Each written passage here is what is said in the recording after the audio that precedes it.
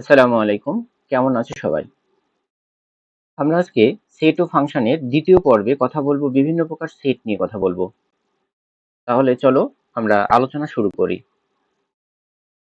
এখানে আমরা দেখতে পাচ্ছি যে দুইটা সেট নিয়ে কথা বলেছি এখানটাতে, সসীম সেট এবং অসীম সেট। সেটকে প্রধানত দুই ভাগে ভাগ করা যায়। একটা হচ্ছে সসীম সেট আর একটা হচ্ছে অসীম সেট। আচ্ছা, এখানে সংজ্ঞা বলেছে, এটা বইয়ের সংজ্ঞা আমি উঠিয়ে দিয়েছি। যে সেটের উপাদান সংখ্যা গণনা করে নির্ধারণ করা যায় তাকে সসীম সেট বলা হয়।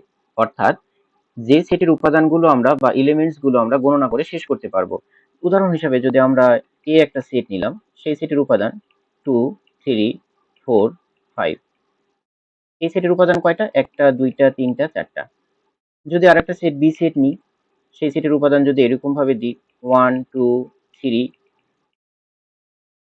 আচ্ছা, এটা দ্বারা কি বোঝাচ্ছি? 1, 2, 3 তারপরে ডট দেওয়ার পরে আমি শেষের উপাদানটা দেখতে পাচ্ছি। তার মানে আমরা যদি কোনো সেটের শেষের উপাদানটা যদি আমরা দেখতে পাই, সেটাও হচ্ছে কি সসীম সেট হবে। আচ্ছা, এই যে সেটের উপাদানগুলো আছে, সেই উপাদানগুলোকে বোঝানোর জন্য আমরা এইভাবে ব্যবহার করি যে n of A. N of A মানে হচ্ছে এ সেটের উপাদান সংখ্যা। এখানে এ সেটের উপাদান সংখ্যা কয়টা? 4টা।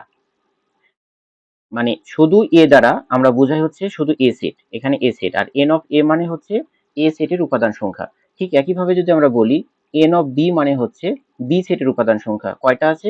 1, 2, 3 এভাবে চলতে আছে কয়টা? 10টা পর্যন্ত। তাহলে উপাদান সংখ্যা 10টা। তাহলে এটা হচ্ছে সসীম সেটের উদাহরণ। আমরা অসীম সেট, তাহলে আমরা বুঝতেই পারছি যে অসীম সেট মানে হচ্ছে ইনফাইনাইট। সেটা হচ্ছে আর শেষ করা যাবে না। মানে যে সেটের উপাদান সংখ্যা গণনা করে নির্ধারণ করা যায় না তাকে আমরা অসীম সেট বলি। আমরা যদি এরকম ভাবে বলি যে এম একটা সেট, সেই সেটের উপাদান কোনটা? 2, 4, 6, 8 এইভাবে চলতে আছে। এই যে ডট চিহ্ন দেওয়া আছে মানে এটা ওভারঅল চলতেই থাকবে। এই সেটের উপাদানগুলো আমরা গণনা করে শেষ করতে পারবো না, তাই এদেরকে আমরা অসীম সেট বলি। ঠিক একইভাবে যদি আমরা বলি যে কিউ একটি সেট, কিউ একটি মূলদ সংখ্যার সেট, রেশনাল নাম্বার। কিউ হচ্ছে মূলদ সংখ্যা।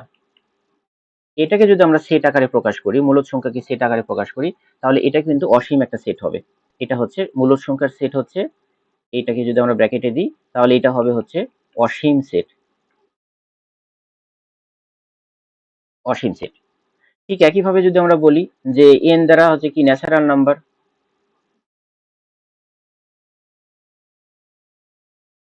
ন্যাচারাল নাম্বার, এই ন্যাচারাল নাম্বারের সেটও কিন্তু অসীম সেট। ঠিক একইভাবে যদি বলা হয় রিয়েল নাম্বার, রিয়েল নাম্বারের সেট কেমন হবে? তাহলে সেটাও হবে অসীম সেট হবে।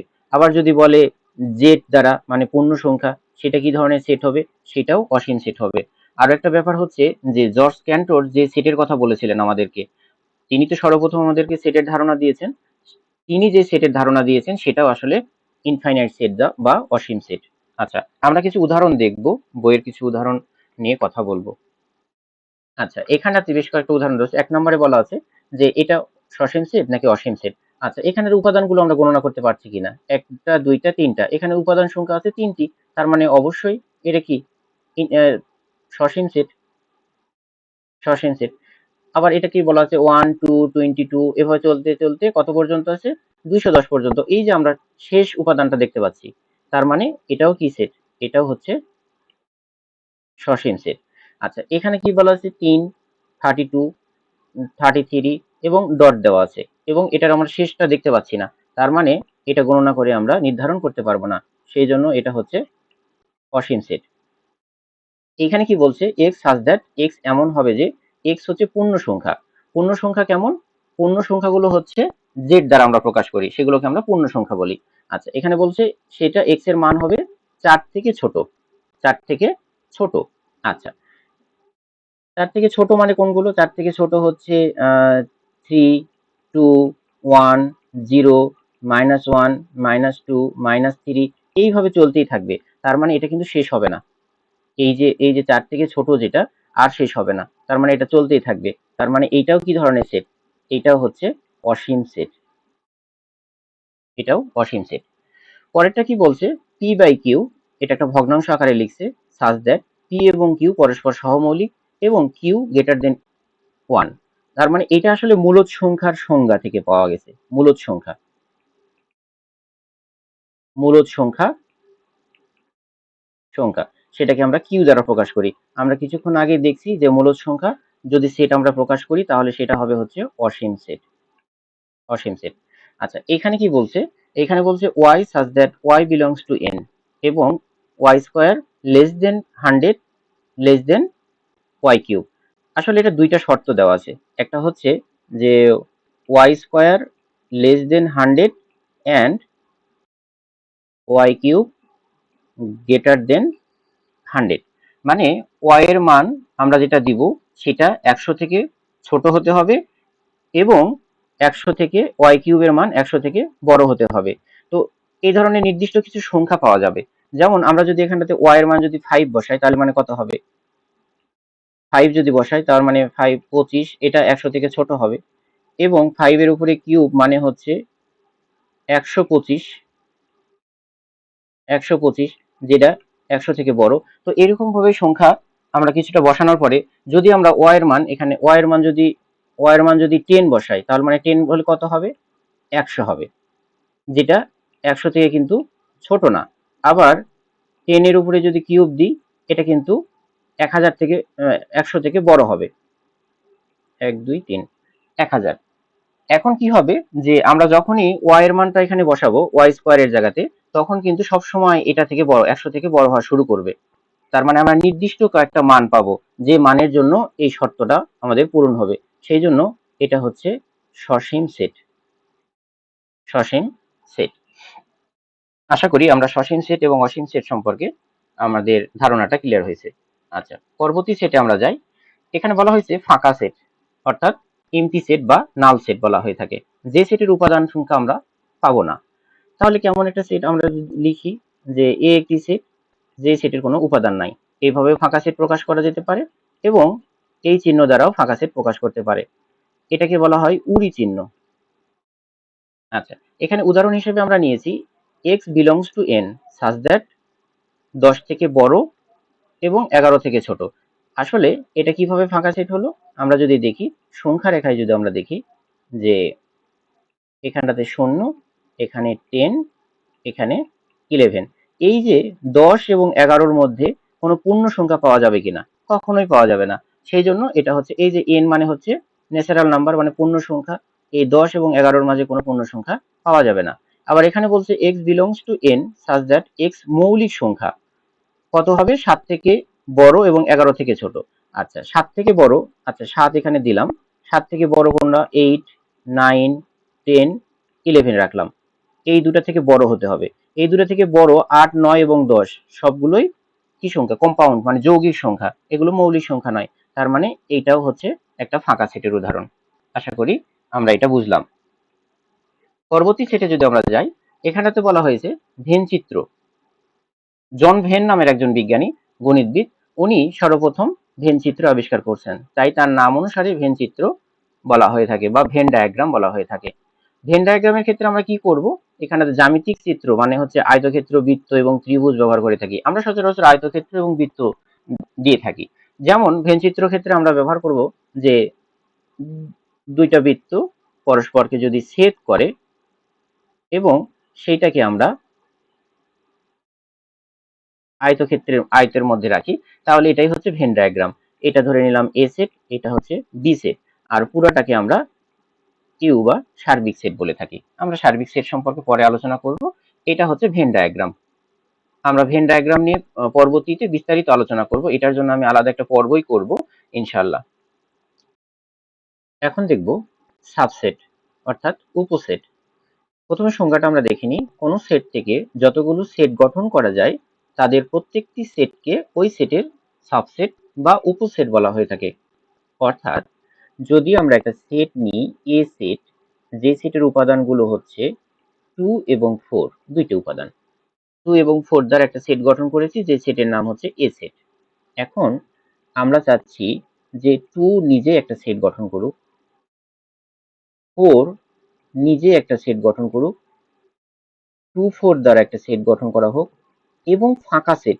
ফাঁকা সেট হচ্ছে সকল সেটের উপসেট। সকল সেটের মধ্যেই ফাঁকা সেট বিদ্যমান থাকবে। তাহলে এই যে এ সেট থেকে যে সেটগুলো আমরা উৎপন্ন করলাম, 2 দ্বারা একটা সেট গঠন করছি, 4 দ্বারা একটা সেট গঠন করছি, 2 4 দ্বারা একটা সেট গঠন করছি এবং ফাঁকা সেট, এই প্রত্যেকটা সেট হচ্ছে এই যে এ সেটের সাবসেট বা উপসেট, মানে এদের সৃষ্টি হয়েছে এ সেট থেকে। আরো একটা উদাহরণ যদি আমরা নিই তাহলে বিষয়টা হয়তো ক্লিয়ার হব। বি নাম্বার 1 3 5, তাহলে এখানে 1 দ্বারা একটা সেট গঠন করা যাবে, 3 দ্বারা, 5 দ্বারা, 1 3 দ্বারা, 3 5 দ্বারা, 1 5 দ্বারা, 1 3 5 দ্বারা এবং ফাঁকা সেট। তাহলে কয়টা হয়েছে? একটা, দুইটা, তিনটা, চারটা, পাঁচটা, ছয়টা, সাতটা, আটটা হয়েছে। এই যে প্রত্যেকটাই কিন্তু বি সেটের সাবসেট, বি সেটের উপসেট।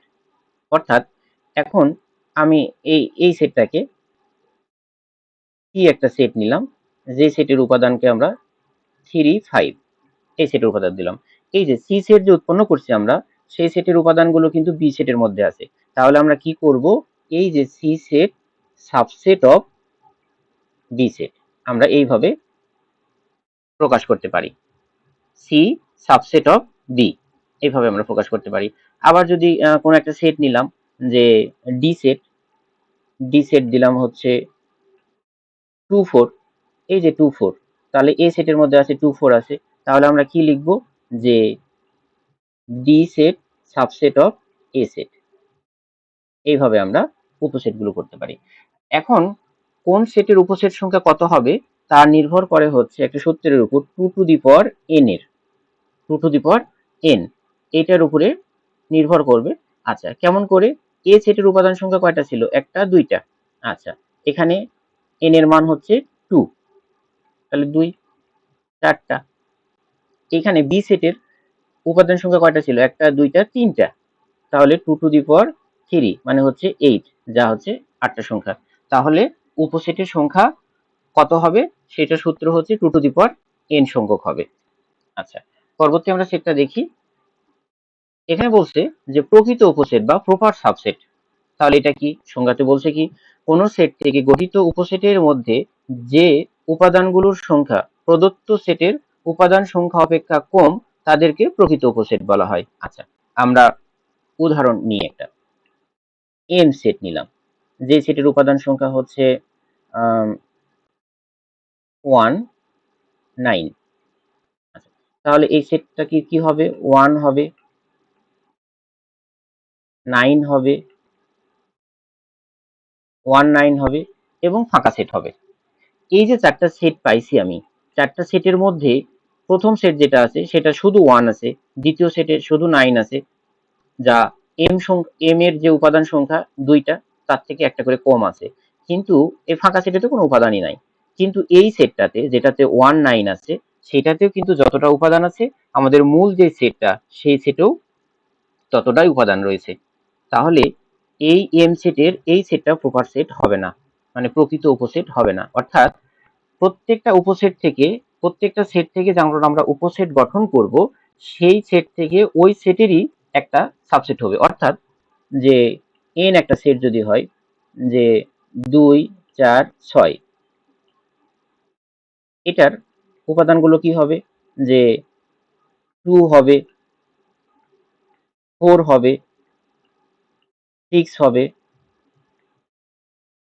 2 4 হবে, 4 6 হবে,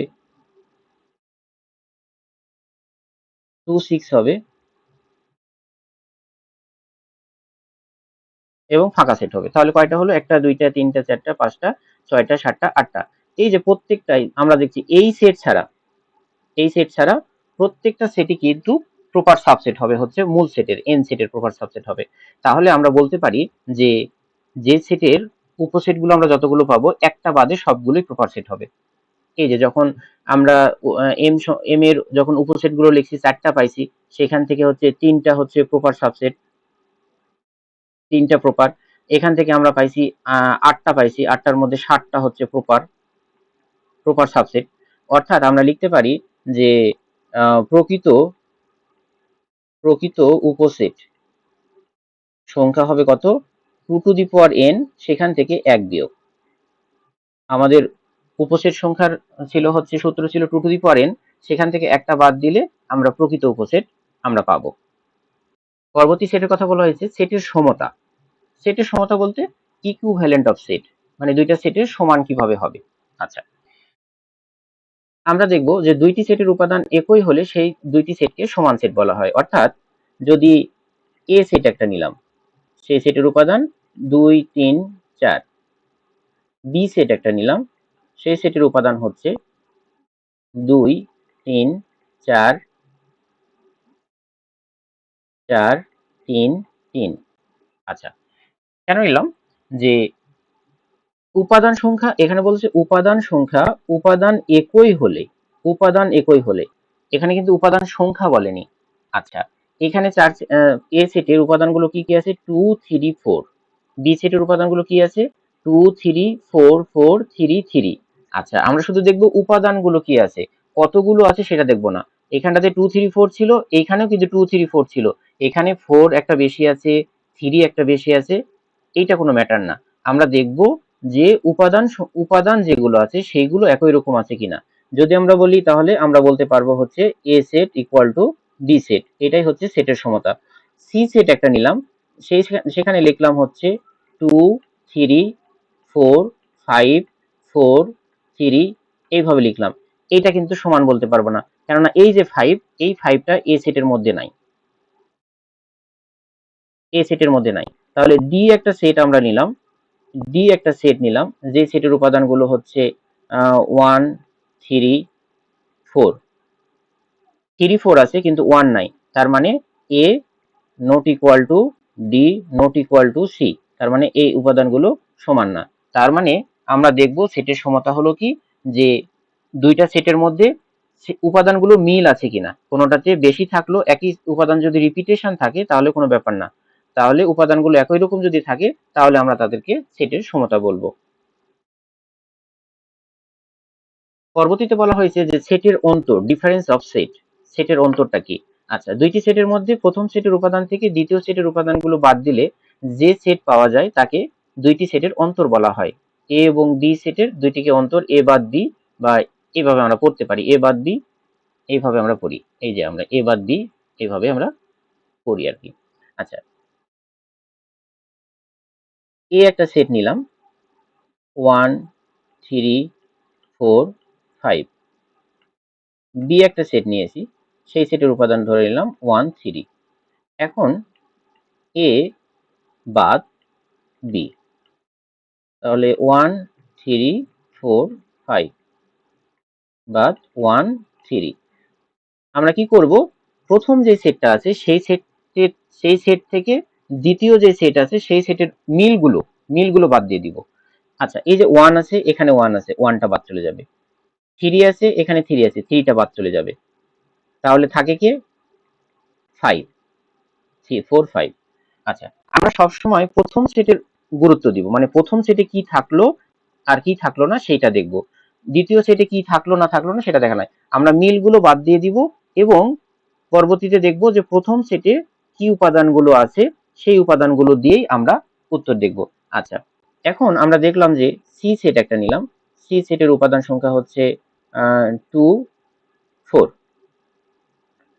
আচ্ছা, তাহলে 2 4, এ বাদ সি, এ হচ্ছে কত 1 3 4 5 বাদ 2 4, মিল আছে কোনটা, আচ্ছা 2 এখানে আছে কিন্তু এইটাতে নাই, 4 আছে এখানে প্রথম সেটে 4 আছে, 4টা বাদ দিব। এখন দেখব প্রথম সেটে কি কি আছে, 1 আছে 3 আছে 5 আছে, তাহলে আমার উত্তর হবে 1 3 5। এই যে 2 আছে দ্বিতীয় সেটে, এটা আমরা দেখতে যাব না। আচ্ছা, কয়েকটা উদাহরণের মাধ্যমে আমরা এই জিনিসটা আরো পরিষ্কার হব। এখানে বলছে প্রবলেম নাম্বার 1 যে এ সেটের উপাদানগুলো 1 2 3 4 5, বি সেটের উপাদান হচ্ছে 3 4 5 6, তাহলে আমাদের এ বাদ বি বাই করতে হবে। আচ্ছা, এ বাদ বি আমরা উপাদানগুলো লিখি 1 2 3 4 5 বাদ বি এর মান কত 3 4 5 6। আচ্ছা, আমরা মিলগুলো খুঁজবো, কি কি মিল আছে 3, আচ্ছা আমি বোঝানোর জন্য কেটে দিচ্ছি, 3 3 কেটে দিব, 4 4 কেটে দিব, 5 5 কেটে দিলাম, তাহলে আমরা শুধু দেখবো যে প্রথম সেটে কি কি আছে, 1 2 1 2, তাহলে আমাদের উত্তর হবে 1 2। পরেরটা কি আছে যে বি বাদ এ, প্রথমে আমাদের বি এর উপাদানগুলো লিখতে হবে, 3 4 5 6, তারপরে আমাদের এ এর উপাদান 1 2 3 4 5। আচ্ছা, তাহলে আমাদের মিল কোনটা আছে, 3 মিল আছে, 4 মিল বাদ চলে যাবে, 5 মিল, তাহলে এ সেটে কে কে কে আছে, শুধু 6 আছে, তাহলে আমাদের উত্তর হবে এটা। আচ্ছা, পরবর্তীতে আমরা দেখি যে কি আছে, এখানে দুইটা সমস্যার কথা বলা হয়েছে। এখানে বলা হয়েছে এ বাদ বি, এর মান কত, এ বাদ বি 2 4, বাদ বি এর মান হচ্ছে 2 4 6। আচ্ছা, তাহলে মিল কোনটা আছে, 2 2 4 4। এখন প্রথম সেটে কি আছে, প্রথম সেটে কিছুই নাই, তার মানে ফাঁকা সেট হবে। দ্বিতীয় সেটে কি আছে সেটা আমাদের দেখার বিষয় নয়, প্রথম সেটে কি আছে, কিছুই নাই, তার মানে ফাঁকা সেট উত্তর হবে। আচ্ছা, এখানে বলছে এ বাদ বি, এর উপাদান কি 1 3 5, বি এর উপাদান কি আছে যে 2 4 6। আচ্ছা, তাহলে মিল কি আছে, কোনো কিছুই কাটা যাবে না, মানে কোনো কিছুই বাদ যাবে না, তার মানে প্রথম সেটে যেটা আছে সেইটাই উত্তর হবে আমাদের 1 3 5, অর্থাৎ উত্তর হবে এ। বি বাদ এ, তাহলে বি বাদ এ মানে কত, তো এটা আমি আর উঠাচ্ছি না। তো বি সেটটা কি আছে, এটা 4 2 4 6, এবং এ সেটে কি আছে 1 3 5, এটা তো কোনো মিল থাকবে না, তার মানে আমাদের বি সেটটাই উত্তর হবে 2 4 6, অর্থাৎ বি।